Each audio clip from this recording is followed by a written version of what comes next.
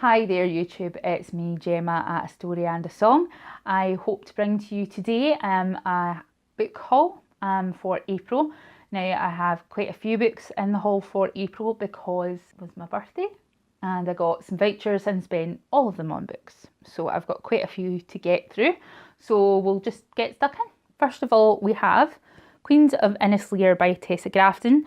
Now this one was recommended by Sam at Thoughts on Tomes. It's described as having elements of King Lear in it, but in a fantasy world. So I don't know much about it other than that, but I'm looking forward to giving it a go. And here we have A Curse So Dark and Lonely. Now, this one is by Bridget Kem. It's a retelling of Beauty and the Beast. I bought this one accidentally. I meant to buy The Devouring Grey, but I did look it up on Goodreads and some other channel reviews and they said it was good, so I decided to just keep it and give it a go. Here we also have City of Brass by S.A. Chakraborty. Now, lots of people have recommended this as being a really good book with a non-Western fantasy setting. So I think that's unusual. I think it's a good premise. I'm looking forward to reading it. In fact, this is going to be my next read. I just finished Scythe by Neil Shusterman last night, so I'm going to give this a start this evening. Next, we have Days of Blood and Starlight by Laini Taylor. Now, this one follows Daughter of Smoke and Bone, which I did enjoy. Don't get me wrong, I had some issues with it. I don't know whether it's my age or some kind of conditioning that I've had over time through involvement in fandom about feeling like some female characters are Mary Sue's. I sort of felt like Caru was a Mary Sue a little bit, but overall the story was entertaining and also it was a good premise, so I'm going to give this second book a go and we'll see how we get on. Then we have Ruin and Rising. I'm sure I don't need to talk much about this. It's number 3 in the Grisha Trilogy, which I'm hoping to finish off and get started with Six of Crows. Okay, and now we have The Long Way to a Small Angry Planet by Becky Chambers. I've heard a lot about this, that it's got some fine family, it's got, I think, polyamory, someone mentioned. It's not got any angst in it, which is sometimes just what you need really. You need angst-free, fine family, you know, heartwarming stuff. So I'm hoping that's what this is going to be. And now we have East by Edith Patow. Now this is, I've only seen this mentioned by Maddie at the Book Pusher.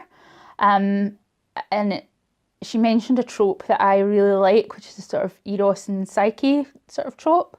So I'm going to be reading this, and if it's good, I will let you know. I have about 4 more. I did go a bit crazy this month. So next I have The Tethered Mage by Melissa Caruso. Again, this was a recommendation from Maddie at the Book Pusher. What really sold me was the description of the setting as being sort of Venetian.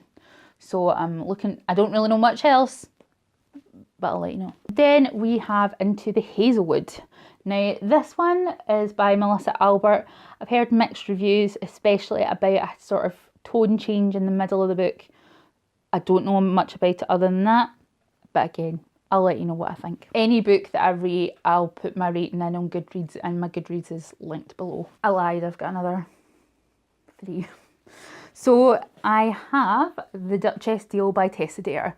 Now this one is solely the fault of the Book Clush. I will blame her. She showed it in a video that she did for a video every day in April, and I just wanted it, so I bought it. It'll be a read it in the bath with a bath bomb and a glass of something cold, which I think will do well. And then we have From Here to Eternity, travelling the world in the search of the good death. Now you can't really see it very well because the cover is very shiny. Can you see that better there? Yeah, you can see it a bit better. So I really like Caitlin Doherty. She runs a channel called Ask a Mortician, which has got great videos on it. Highly recommend. And also she wrote a good book called Smoke Gets in Your Eyes, which is about her working in a crematorium. She's very funny, you know, very interesting. My speciality when I did my degree in anthropology was actually the anthropology of death. So I love things like this.